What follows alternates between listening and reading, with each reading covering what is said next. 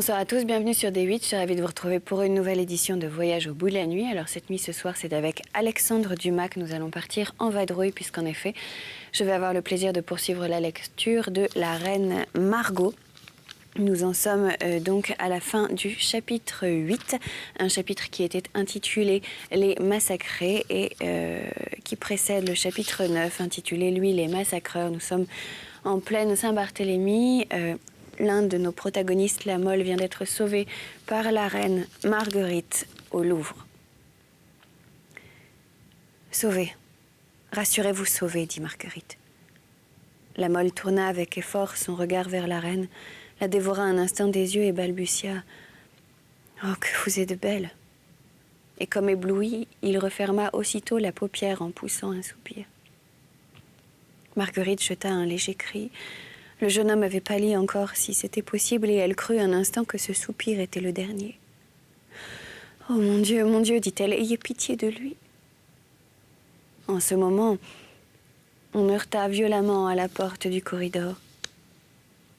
Marguerite se leva à moitié, soutenant la Mole par-dessous l'épaule. « Qui va là ?» cria-t-elle. « Madame, c'est moi !» cria une voix de femme. « Moi, la duchesse de Nevers. »« Henriette !» s'écria Marguerite. « Oh, il n'y a pas de danger, c'est une amie. Entendez-vous, monsieur ?» La Mole fit un effort et se souleva sur un genou. « Tâchez de vous soutenir tandis que je vais ouvrir la porte, » dit la reine. La Mole appuya sa main à terre et parvint à garder l'équilibre. Marguerite fit un pas vers la porte, mais elle s'arrêta tout à coup, frémissant d'effroi. « Ah, tu n'es pas seule !» s'écria-t-elle en entendant un bruit d'armes. « Non, je suis accompagnée de 12 gardes que m'a laissé mon beau-frère, monsieur de Guise. »« Monsieur de Guise !» murmura la Mole. « Oh, l'assassin, l'assassin !»« Silence, silence !» dit Marguerite, « pas un mot. » Elle regarda tout autour d'elle pour voir où elle pouvait cacher le blessé. « Une épée, un poignard, » murmura la Mole. « Pour vous défendre, inutile. N'avez-vous pas entendu, ils sont 12 et vous êtes seul. Non, pas pour me défendre, mais pour ne pas tomber vivant entre leurs mains. »« Non, dit Marguerite, non, je vous sauverai. »« Ah, ce cabinet, venez, venez !» La Mole fit un effort et, soutenue par Marguerite, il se traîna jusqu'au cabinet. Marguerite referma la porte derrière lui et, serrant la clé dans son aumônière, pas un cri, pas une plainte, pas un soupir, lui glissa-t-elle à travers le lambris. « Et vous êtes sauvé. » Puis, jetant un manteau de nuit sur ses épaules, elle alla ouvrir à son amie qui se précipita dans ses bras. « Ah, dit-elle, il ne vous est rien arrivé, n'est-ce pas, madame ?»« Non, rien, dit Marguerite, croisant son manteau pour qu'on ne vît point les taches de sang qui maculaient son peignoir. Tant mieux, mais en tout cas, comme monsieur le duc de Guise m'a donné 12 gardes pour me reconduire à son hôtel et que je n'ai pas besoin d'un si grand cortège, j'en laisse 6 à votre majesté. 6 gardes du duc de Guise valent mieux cette nuit qu'un régiment entier des gardes du roi. » Marguerite n'osa refuser. Elle installa ses 6 gardes dans le corridor et embrassa la duchesse qui, avec les 6 autres, regagna l'hôtel du duc de Guise qu'elle habitait en l'absence de son mari. Chapitre 9, donc, les massacreurs. Coconnas n'avait pas fui. Il avait fait retraite. La Hurière n'avait pas fui, il s'était précipité. L'un avait disparu à la manière du tigre, l'autre à celle du loup. Il en résulta que la Hurière se trouvait déjà sur la place Saint-Germain à l'Auxerrois, que Coconnas ne faisait encore que sortir du Louvre. La Hurière, se voyant seule, avec son arquebuse au milieu des passants qui couraient, des balles qui sifflaient et des cadavres qui tombaient des fenêtres, les uns entiers, les autres par morceaux, commença à avoir peur et à chercher prudemment à regagner son hôtellerie. Mais comme il débouchait de la rue de l'Arbre Sec par la rue d'Aveyron, il tomba dans une troupe de Suisses et de chevaux légers. C'était celle que commandait Morvel. « Eh bien, s'écria celui qui s'était baptisé lui-même du nom de tueur de roi, « vous avez déjà fini, vous rentrez, mon hôte? Et que diable avez-vous fait de notre gentilhomme piémontais? Il ne lui est pas arrivé malheur. Ce serait dommage car il allait bien. »« Non pas, je pense, reprit la Hurière, et j'espère qu'il va nous rejoindre. » D'où venez-vous? Du Louvre, où je dois dire qu'on nous a assez reçus rudement. Et qui cela? Monsieur le duc d'Alençon. Est-ce qu'il n'en est pas, lui? Monseigneur le duc d'Alençon n'est de rien que de ceux qui le touchent personnellement. Proposez-lui de traiter ses 2 frères aînés en huguenots et il en sera. Pourvu toutefois que la besogne se fasse sans le compromettre. Mais n'allez-vous point avec ces braves gens, maître la Hurière? Et où vont-ils? Oh mon Dieu, rue Montorgueil. Il y a là un ministre huguenot de ma connaissance. Il a une femme de 6 enfants. Ces hérétiques engendrent énormément. Ce sera curieux. Et vous, où allez-vous? Oh, moi je vais à une affaire particulière. Dites donc, n'y allez pas sans moi, dit une voix qui fit tressaillir Morvel. Vous connaissez les bons endroits et je veux en être. Ah, c'est notre Piémontais, dit Morvel. C'est monsieur de Coconas, dit la Hurière. Je croyais que vous me suiviez. Peste, vous êtes allé trop vite pour cela. Et puis je me suis un peu détournée de la ligne droite pour aller jeter à la rivière un affreux enfant qui criait « À bas les papistes, vive l'amiral !» Malheureux, je crois que le drôle savait nager. Malheureusement, pardon, je crois que le drôle savait nager. Ces misérables parpaillots, si on veut les noyer, il faudra les jeter à l'eau comme les chats avant qu'ils voient clair. Ah ça, vous dites que vous venez du Louvre. Votre huguenot s'y était donc réfugié, demanda Morvel. Oh mon Dieu, oui. Je lui ai envoyé un coup de pistolet au moment où il ramassait son épée dans la cour de l'amiral, mais je ne sais comment cela s'est fait. Je l'ai manqué. Oh, moi, dit Coconas, je ne l'ai pas manqué. Je lui ai donné de mon épée dans le dos que la lame en était humide à 5 pouces de la pointe. D'ailleurs, je l'ai vu tomber dans les bras de Marguerite, jolie femme, mordi. Cependant, j'avoue que je ne serais pas fâchée d'être tout à fait sûre qu'il soit mort. Ce gaillard-là m'avait l'air d'être d'un caractère fort rancunier, et il serait capable de m'en vouloir toute sa vie. Mais ne disiez-vous pas que vous alliez quelque part? Vous tenez donc à venir avec moi? Je tiens à ne pas rester en place, mordi. Je n'en ai encore tué que 3 ou 4, et quand je me refroidis, mon épaule me fait mal. En route. En route. Capitaine, dit Morvel au chef de la troupe, donnez-moi 3 hommes et allez expédier votre ministre avec le reste. 3 Suisses se détachèrent et vinrent se joindre à Morvel. Les 2 troupes, cependant, marchèrent côte à côte jusqu'à la hauteur de la rue Tirchap. Là, les chevaux légers et les Suisses prirent la rue de la Tonnellerie, tandis que Morvel, Coconas, la Hurière et ses 3 hommes suivaient la rue de la Ferronnerie, prenaient la rue Trousse-Vache et gagnaient la rue Sainte-Avoye. « Mais où diable nous conduisez-vous » dit Coconas, que cette longue marche sans résultat commençait à ennuyer. « Je vous conduis à une expédition brillante et utile à la fois. Après l'amiral, après Téligny, après les princes huguenots, je ne pouvais rien vous offrir de mieux. Prenez donc patience. C'est rue de Chaume que nous avons à faire. Dans un instant, nous allons y être. » Dites-moi, demanda Coconas, la rue de Chaume n'est-ce pas proche du temple? Oui, pourquoi? Ah, c'est qu'il y a là un vieux créancier de notre famille, un certain Lambert Mercandon, auquel mon père m'a recommandé de rendre 100 nobles à la rose que j'ai là à cet effet dans ma poche. Eh bien, dit Morvel, voilà une belle occasion de vous acquitter envers lui. Comment cela? C'est aujourd'hui le jour où l'on règle ces vieux comptes. Votre Mercandon est-il huguenot? Oh, fit Coconas, je comprends. Oh, il doit l'être. Chut, nous sommes arrivés. Quel est ce grand hôtel avec son pavillon sur la rue? L'hôtel de Guise. En vérité, dit Coconas, je ne pouvais pas manquer de venir ici puisque j'arrive à Paris sous le patronage du grand Henri. Mais mordi, tout est bien tranquille dans ce quartier-ci, mon cher. C'est tout au plus si l'on entend le bruit des arquebusades. On se croirait en province. Tout le monde dort ou que le diable m'emporte. En effet, l'hôtel de Guise lui-même semblait aussi tranquille que dans les temps ordinaires. Toutes les fenêtres en étaient fermées et une seule lumière brillait derrière la jalousie de la fenêtre principale du pavillon qui avait, lorsqu'il était entré dans la rue, attiré l'attention de Coconas.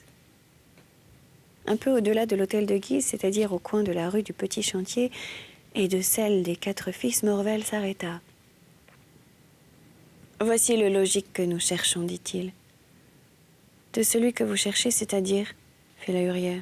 « Puisque vous m'accompagnez, nous le cherchons. » « Comment, cette maison qui semble dormir d'un si bon sommeil ?»« Justement, Vous, la hurière, vous allez utiliser l'honnête figure que le ciel vous a donnée par erreur en frappant à cette maison. Passez votre arquebuse à monsieur de Coconas. Il y a 1 heure que je vois qu'il la lorgne. Si vous êtes introduit, vous demanderez à parler au seigneur de Mouy. Ah, fit Coconas, je comprends.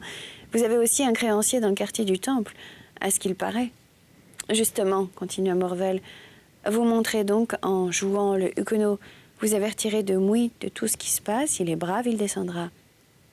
Et une fois descendu, demanda la hurière, une fois descendu, je le prierai d'aligner son épée avec la mienne. Sur mon âme, c'est d'un brave gentilhomme, dit Coconas.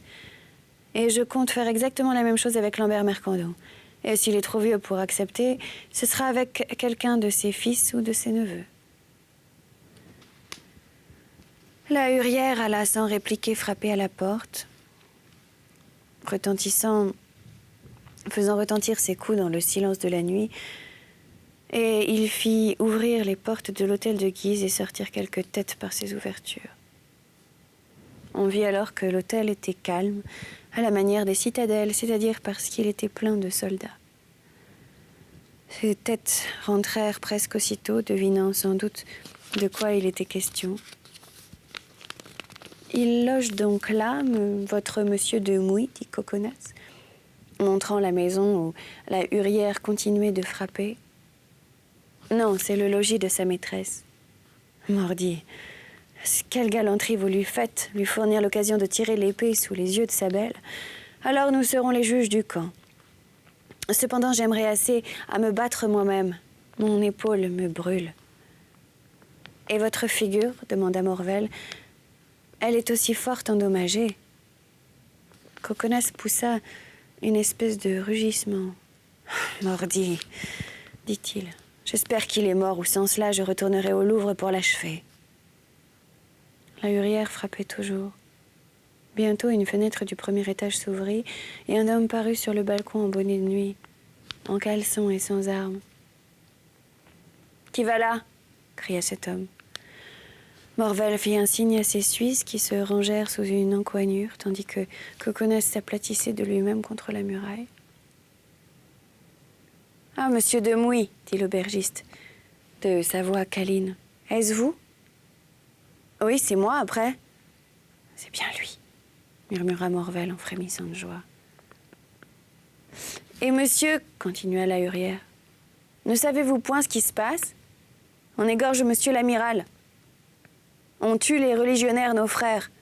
Venez vite à leur aide, venez. Ah, s'écria de Mouy. Je me doutais bien qu'il se tramait quelque chose pour cette nuit. Je n'aurais pas dû quitter mes braves camarades. Me voici, mon ami, me voici, attendez-moi. Et sans refermer la fenêtre par laquelle sortirent quelques cris de femmes effrayées, quelques supplications tendres, M. de Mouy chercha son pourpoint, son manteau et ses armes. « Il descend !» murmura Morvel, pâle de joie. « Attention, vous autres !» glissa-t-il dans l'oreille des Suisses. Puis, retirant l'arquebuse des mains de Coconas et soufflant sur la mèche pour s'assurer qu'elle était toujours bien allumée, « Tiens, la hurière, ajouta-t-il à l'aubergiste, qui avait fait retraite vers le gros de la troupe. Reprends ton arquebuse. Mordi, s'écria Coconas. Voici la lune qui sort d'un nuage pour être témoin de cette belle rencontre. Je donnerais beaucoup pour que Lambert Mercandon fût ici et servi de second à monsieur de Mouy. Attendez, dit Morvel. Monsieur de Mouy vaut 10 hommes à lui tout seul, et nous en aurons peut-être assez à nous 6 à nous débarrasser de lui. Avancez, vous autres, continua Morvel en faisant signe aux Suisses de se glisser contre la porte afin de le frapper quand il sortira. Oh, dit Coconas en regardant ses préparatifs. Il paraît que cela ne se passera point tout à fait comme je m'y attendais. Déjà, on entendait le bruit de la barque tirée de Mouy. Les Suisses étaient sortis de leur cachette pour prendre leur place près de la porte. Morvel et la hurière s'avançaient sur la pointe du pied, tandis que, par un reste de gentilhommerie, Coconas restait à sa place. Lorsque la jeune femme à laquelle on ne pensait plus parut à son tour au balcon et poussa un cri terrible en apercevant les Suisses, Morvel et la hurière. De Mouy, qui avait déjà entrouvert la porte, s'arrêta. « Remonte ! cria la jeune femme. Je vois reluire des épées, je vois briller la mèche d'une arquebuse. C'est un guet-apens. Oh, oh, reprit en grondant la voix du jeune homme. Voyons un peu ce que veut dire tout ceci. Et il referma la porte, remit la barre, repoussa le verrou et remonta. L'ordre de bataille de Morvel fut changé dès qu'il vit que Demouy ne sortirait point. Les Suisses allèrent se poster de l'autre côté de la rue et la hurière, son arquebuse au poing, attendit que l'ennemi reparut à la fenêtre. Il n'attendit pas longtemps. Demouy s'avança précédé de 2 pistolets d'une longueur si respectable que la hurière, qui le couchait déjà en joue, réfléchit soudain que les balles du huguenot n'avaient pas plus de chemin à faire pour arriver dans la rue que sa balle à lui n'en avait pour arriver au balcon. Certes, se dit-il, je puis tuer ce gentilhomme, mais aussi ce gentilhomme peut me tuer du même coup. Or, comme au bout du compte maître la hurière, aubergiste de son état, n'était soldat que par circonstance, cette réflexion le détermina à faire retraite et à chercher un abri à l'angle de la rue de Braque, assez éloigné pour qu'il eût quelques difficultés à trouver de là, avec une certaine certitude, surtout la nuit, la ligne que devait suivre sa balle pour arriver jusqu'à Demouy. Demouy jeta un coup d'œil autour de lui et s'avança en s'effaçant comme un homme qui se prépare à un duel. Mais voyant que rien ne venait, « Ça, dit-il, il paraît, monsieur le donneur d'avis, que vous avez oublié votre arquebuse à ma porte. Me voilà, comme voulez-vous. » se dit Coconas, voici en effet un brave. Eh bien, continua Demouy, ami ou ennemi, qui que vous soyez, ne voyez-vous pas que j'attends?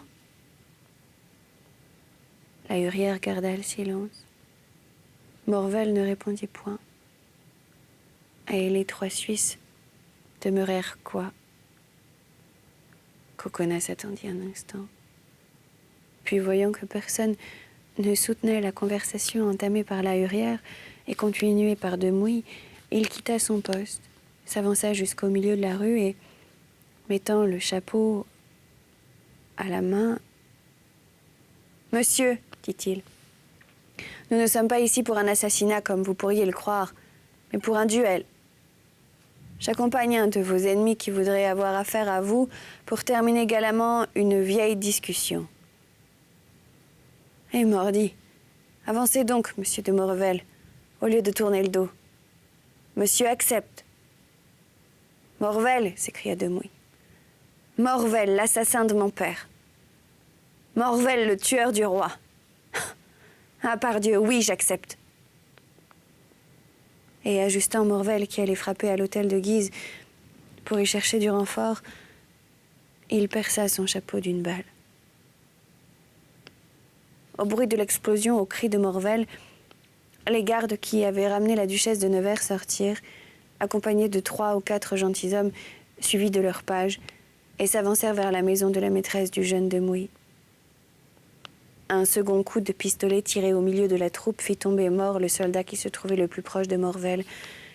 Après quoi Demouy, se trouvant sans armes, ou du moins avec des armes inutiles puisque ses pistolets étaient déchargés et que ses adversaires étaient hors de la portée de l'épée, s'abrita derrière la galerie du balcon.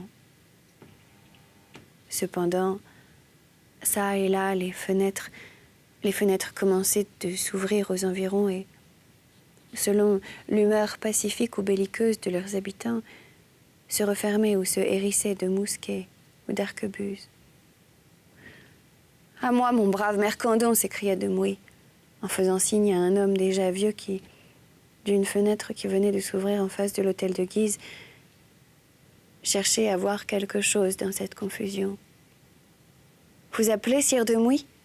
cria le vieillard. « Est-ce à vous qu'on en veut ? C'est à moi, c'est à vous, c'est à tous les protestants. Et tenez, en voilà la preuve. »